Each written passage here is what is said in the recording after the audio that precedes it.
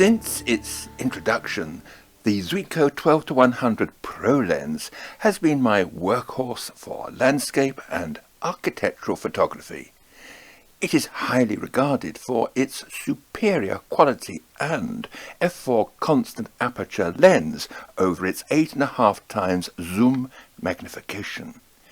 It covers the middle ground, covering roughly about 95% of scenarios without having to change lenses. It has its own image stabilizer, and so does the EM1, the two working together, obviating the need for a tripod, even when extended depth of field is important. Hand-holding this combination gives the photographer greater freedom in which to work, and whilst a landscape is unlikely to run away, the lighting adding that magic might. My spring jaunts featured 3 photographic holidays for HF Holidays at Dorset, Glencoe and Weymouth, the emphasis being a relaxed holiday and not a workshop or course. These images were taken between 15th of April and 6th of May 2019, all handheld and no filters, but with some adjustment in Lightroom for digital processing to a JPEG.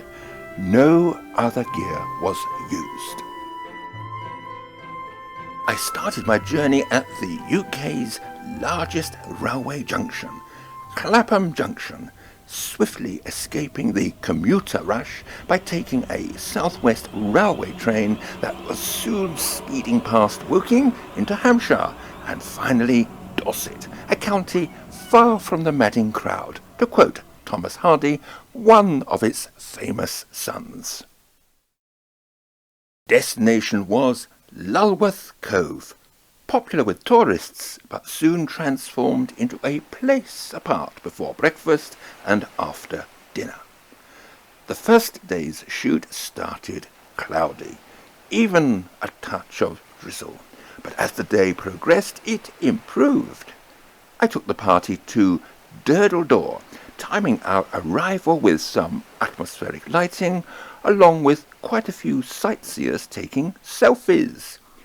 I found it best not to have a featureless cloudy sky in the composition, the soft light more suitable for a closer look at the rocks of the Jurassic Coast World Heritage Site. They go back 150 million years, crumpled by Earth's plates, creating tilted rocks and folds, subsequently weathered over time into arches, cliffs and bays. Wonderful subjects for the sharp-eyed photographer.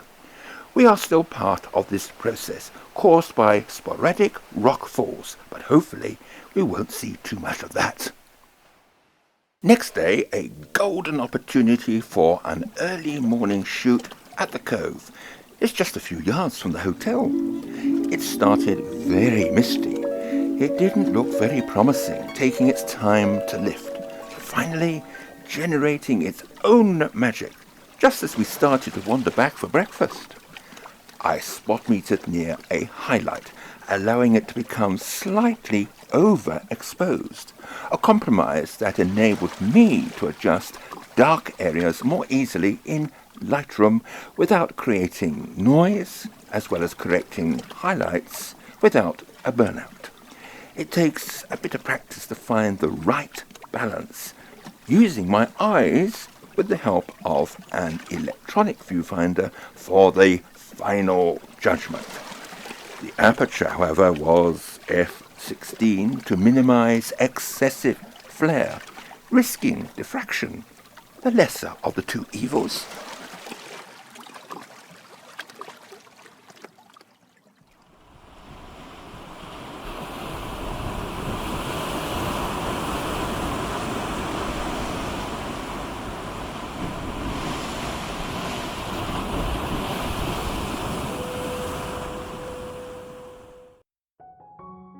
Sea mist prevailed for much of the morning, concealing most of Portland.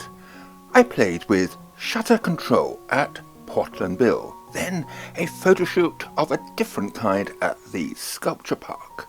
but the old harbour at Weymouth was a sunnier substitute.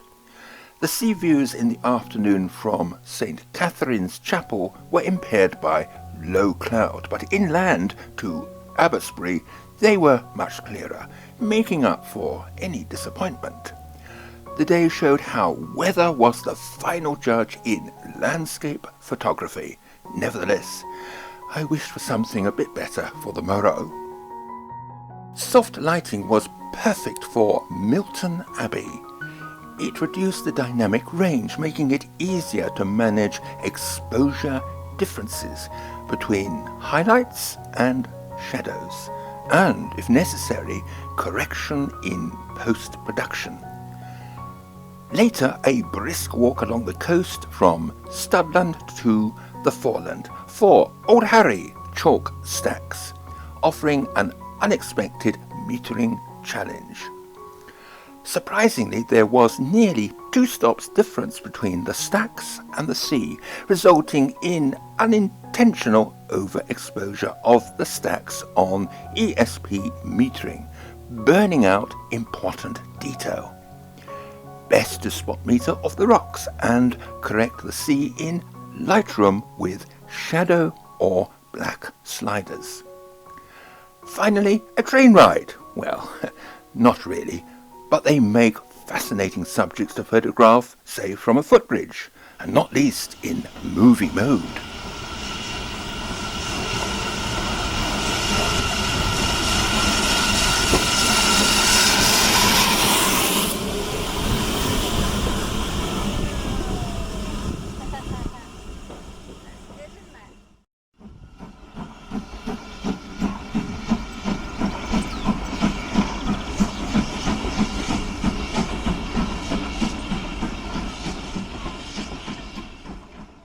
The day concluded with a night stroll on the beach at full moon and an opportunity to test image stabilization by unintentionally hand-holding a shot at 8 seconds with the EM1 and 12-100 Pro lens.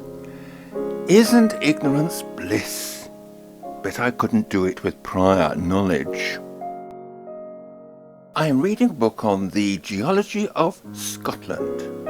Apparently, its tectonic plate originated from Antarctica. It collided with other land masses and was split apart by new oceans, a process that took place in other parts of the world. It took its time to reach the present position, coming via the equator, just a matter of nearly 2 billion years.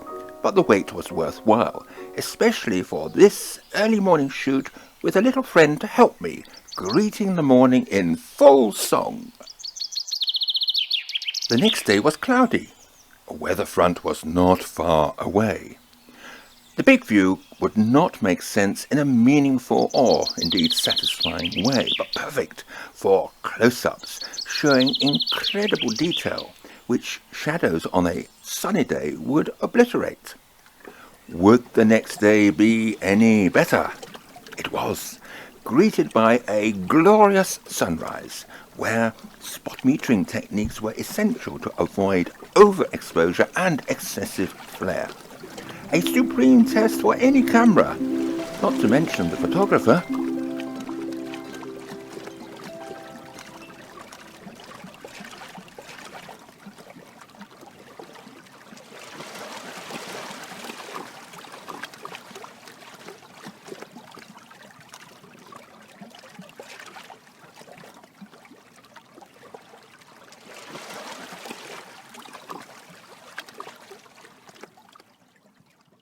Although sunny, later it became rather hazy, making distant views challenging. They could not be passed as atmospheric. In fact, they were just boring. Closer views like waterfalls responded better. Unfortunately, there hadn't been much rain, so we were caught both ways. Nevertheless, we explored Lochs Arkaig and Lochie in the Great Glen before moving to Glen Nevis at the foot of its bend. Again, the water level was down, but the sheltered river views masked potential haze problems.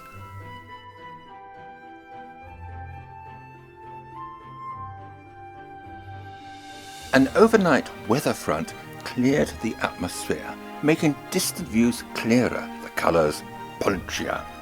The wind dropped too, and a morning trip around Loch Leven produced a few surprises that were worth lingering for. After visiting another waterfall at Kinloch Leven, which had a bit more water, the crowds gathered at Glencoe Lochen.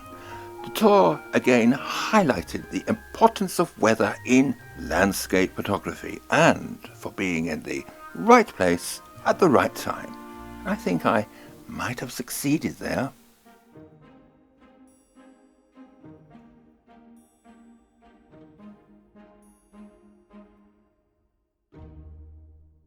Sunny intervals and showers followed us for much of the last day.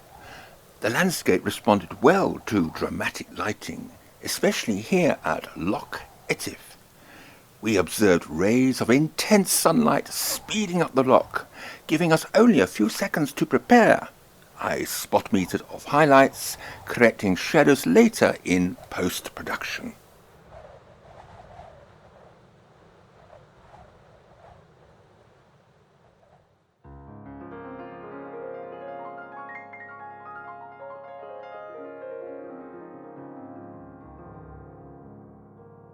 Northumberland was the final destination for my spring photo tour. Weymouth is sandwiched between the North Sea and the River Olne. It is almost an island, therefore a cul-de-sac without any through traffic. Before the holiday, I visited Warkworth for the classic view of its castle. It started rather cloudy, but then as if by magic, the clouds parted, briefly illuminating the trees on the opposite bank, bringing to life the fresh spring green that will soon change. Dramatic lighting accompanied a pre-breakfast stroll on the beach at Weymouth. Too extreme for shooting on auto. I shoot fast-moving lighting on program, not auto, because I can still key in personal settings such as exposure compensation and metering modes. I spot meter off highlights with the help of the electronic finder, erring towards underexposure. Otherwise, highlights will blow out completely, which cannot be rescued. Adjustments are executed in Lightroom. You may find the difference between camera and post-production of interest, if not surprising. This is the advantage of saving to RAW and doing the digital processing yourself. I revisited these locations later in the afternoon and evening. It was fascinating to witness the ever-changing light. Earlier in the afternoon, a shower swept across the beach, and in the evening we photographed a sunset over the estuary of the River Olne. Landscapes created and changed by weather, but of course you need a good camera and more than a smattering of photo expertise to capture these unexpected events. The last day started cloudy. I organised a taster coach tour of the Cheviots and Northumberland coast. West of Alnwick at Corby's Crags, our first objective came into sight, Edlingham Castle and Church. The soft light was ideal for the church interior and for projecting the moody side of the castle, which was abandoned in the 17th century. After a brief visit to Breamish Valley in the Cheviots, the sun made a belated appearance at Craster, where the restless North Sea pounded the rocks at Dunstanburgh Castle. By spot metering of the sunlit waves, the exposure difference rendered the castle dark, maybe appropriately, as it was besieged twice and then captured by Yorkist forces during the Wars of the Roses. Next day it rained, but that didn't matter as it was time to return home to catalogue and digitally process my images for Facebook, this YouTube production, and later commercial publishing. I said my goodbyes to Northumberland and the spring tours as the train home passed over the King Edward VII Bridge at Newcastle upon Tyne. Luggage in the racks provided, keeping ours clear. You said to use your to us.